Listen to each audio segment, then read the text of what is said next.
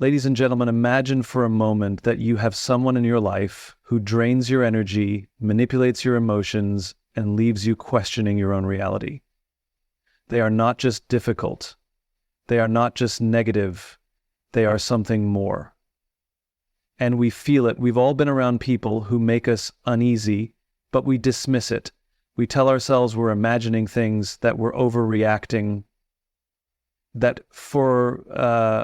but what if that feeling, the discomfort, the unease, is not something to ignore? What if it's a signal, a warning? There are people who lift us, who inspire us, who make us better versions of ourselves. And then there are those who do the opposite. They thrive on control, on chaos, on confusion. They never celebrate our success. They subtly diminish our achievements, twist our words, and make us doubt our own decisions. Their presence feels heavy, their absence a relief. They manipulate not with force, but with whispers. They don't argue to understand, they argue to win. They don't build, they dismantle. You'll notice they never take responsibility. It is always someone else's fault, always another person to blame. And when they do apologize, it is never because they feel remorse. It is a tactic, a tool to keep you within reach. True demons don't have horns or glowing red eyes. They wear the faces of friends, of colleagues, even of loved ones. They blend in, they charm, they deceive. But if you pay attention, they all reveal themselves in the same way. Through the weight they bring into your life, the doubt they plant in your mind, the way they leave you feeling less than you are. But the most dangerous part, it's not that they exist, it's that we allow them to stay. Because we rationalize, we make excuses, we hold on to the hope that maybe, just maybe, they'll change, but they won't, because they never saw a problem to begin with. So the question is not whether demons walk among us. The question is, will we recognize them? And once we do, will we have the courage to walk away? Trust your instinct. That uneasy feeling you get around someone isn't irrational. It's a signal. Pay attention to the energy they bring into your life. They manipulate, not motivate. True demons don't support or uplift. They twist words, create confusion, and make you doubt yourself while keeping control over you. Blame is their weapon. They never take responsibility. Every failure, every mistake is someone else's fault, and when they do apologize, it's only a tactic, not true remorse. They drain, not energize. The right people make you feel alive, inspired, and confident. Demons leave you feeling exhausted, anxious, and uncertain. Recognizing them isn't enough. You must act. Awareness is the first step, but the real challenge is having the courage to cut them out of your life, no matter how deep their roots go. We are conditioned to ignore our instincts. From a young age, we are taught to be polite, to give people the benefit of the doubt, to assume the best in others, but deep down, there's a voice, quiet but persistent. It tells us when something feels off, when someone's words don't quite match their actions, when their presence leaves us feeling uneasy, not because of what they do outright, but because of what we sense beneath the surface. The problem is, we second-guess ourselves. We tell ourselves we're overreacting, that we're being too judgmental, too sensitive. We make excuses for them. Maybe they didn't mean it that way. Maybe we misunderstood. But patterns don't lie. If someone consistently leaves you feeling drained, confused, or small, that is not an accident. That is not a misunderstanding. That is a warning. And yet we stay. We tolerate. We rationalize. Because it is easier to believe we're wrong than to accept that someone we trust may not have our best interests at heart. But instincts don't shout. They don't argue. They whisper. And if we ignore them long enough, we start to lose the ability to hear them at all. The people who belong in our lives don't make us question our worth. They don't make us feel anxious or uncertain about where we stand. They don't leave us walking on eggshells, constantly trying to predict their next move. The people who truly care about us make us feel safe. They make us feel seen. They make us feel like ourselves. So when something inside you tells you that something isn't right, listen, not out of fear, but out of self-respect. Because your instincts aren't there to scare you. They're there to protect you. There are people who challenge us, push us to grow, and inspire us to be better. And then there are those who manipulate us under the disguise of guidance. The difference isn't always obvious at first, because manipulation rarely presents itself as force. It appears as concern, as advice, as support. until you realize that the only one benefiting from it is them. They don't give clarity, they create confusion. You come to them with excitement about an idea, and they subtly plant doubt.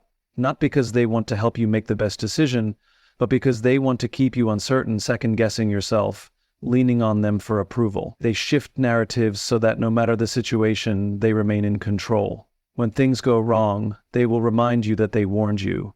When things go right, they will find a way to take credit. You'll notice their encouragement comes with conditions.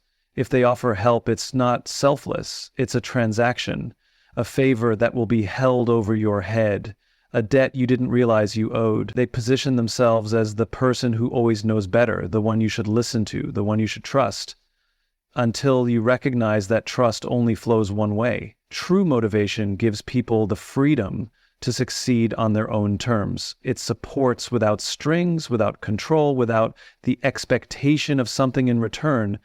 Manipulation does the opposite. It keeps people tethered, dependent, and unsure of their own ability to stand alone. The most dangerous part is that it often comes from those closest to us, the ones we assume have our best interests at heart. But real support doesn't come with conditions. Real encouragement doesn't leave you questioning your own worth. And real leadership doesn't require you to shrink so someone else can feel powerful.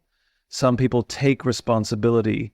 They own their mistakes, learn from them, and grow. Others avoid accountability at all costs. When something goes wrong, it is never their fault. There is always an excuse, always a scapegoat, always someone else to blame.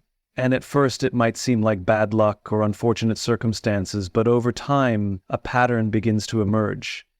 They rewrite history to fit their narrative. If they hurt someone, the other person was too sensitive. If they fail, it was because someone didn't support them enough. If their plans fall apart, the world was against them. Every situation is twisted so that they remain the victim or the hero, never the villain. They are masters at shifting the focus, making others question themselves, making people feel guilty for things they had no control over. They use blame as a shield, a way to avoid consequences, but more importantly, as a weapon to control those around them. If they can make you feel responsible for their problems, they can make you feel obligated to fix them. They can keep you in a cycle of trying to prove yourself, trying to earn their approval, trying to avoid their disappointment. And no matter how much you do, no matter how much you give, it will never be enough. Because the goal was never resolution. The goal was control. Healthy relationships, whether personal or professional, are built on accountability. When someone values growth, they acknowledge their role in a situation, they own their choices. But when someone refuses to do that, when every problem is someone else's burden to carry, it is a sign that they are not looking for solutions. They are looking for someone to take the fall. There are people who walk into a room and bring energy, excitement, and a sense of possibility. And then there are those who do the opposite. The weight of their presence is almost physical. Conversations with them feel exhausting rather than enriching. Time spent in their company leaves you feeling depleted instead of inspired. It's not always obvious at first, but over time the pattern becomes clear. When they're around, you feel smaller, weaker, drained. It's in the way they make every interaction about themselves, turning even your moments of joy into something they must overshadow or diminish. It's in the way they demand attention, pulling focus toward their problems, their frustrations, their needs, while rarely offering the same space for you. It's in the way their negativity seeps into everything, making optimism feel naive, making excitement seem foolish, making hope seem like a waste of time. You find yourself walking on eggshells, adjusting your energy to accommodate theirs, carefully choosing words to avoid setting them off. And yet, it never seems to be enough. No matter how much effort you put in, no matter how much patience you show, their appetite for attention, validation, or control is never satisfied. They take and take and take until you have nothing left to give. The people we surround ourselves with shape the way we see the world and, more importantly, how we see ourselves. The right people lift us, challenge us, and push us to grow. But the wrong ones keep us stuck in a cycle of self-doubt, exhaustion, and emotional fatigue. Not because they need support, but because they thrive on the imbalance. The more drained you are, the easier you are to control. And the longer you stay, the harder it becomes to remember what it feels like to be full of life again. It's easy to spot the signs once you know what to look for. The way they twist words, the way they shift blame, the way they drain your energy and leave you questioning yourself. Recognizing their patterns is the first step, but recognition alone changes nothing. Awareness without action only leaves you stuck, fully conscious of the damage being done, yet still allowing it to continue. The hardest part isn't seeing the truth. It's deciding what to do with it. Because action requires something most people aren't ready for: discomfort. It means drawing boundaries where none existed before. It means walking away from relationships that once felt essential. It means accepting that some people will never change, no matter how much you hope they will. And that is a difficult truth to swallow. There's a part of us that wants to believe that if we just explain it right, if we show them enough kindness, if we wait long enough, they'll finally see the harm they're causing. But they won't, because they don't see a problem. They never did. And every moment spent waiting for them to change is another moment given away, another piece of yourself lost to someone who never deserved it. The decision to act isn't just about removing toxic people. It's about reclaiming your own life. It's about choosing peace over chaos, self-respect over guilt, and freedom over obligation. It's about understanding that the people who truly belong in your life will never make you feel like a prisoner in it. The moment you take that first step, the moment you stop waiting for permission to put yourself first, everything begins to change. But nothing changes until you do. At the end of the day, the people we allow into our lives shape us. They influence the way we think, the way we feel, and even the way we see ourselves. Some will lift us, support us, and make us better. Others will manipulate, drain, and control. The difference isn't always obvious at first, but the signs are always there, if we're willing to see them. Recognizing these people is only the beginning. The real challenge is having the courage to walk away, to set boundaries, to choose self-respect over comfort. It's not easy, it never is, but staying in the presence of someone who dims your light will never make it shine brighter. The longer you wait, the harder it becomes to break free. The truth is, demons don't appear as monsters. They come disguised as friends, family, partners, mentors, people we trust.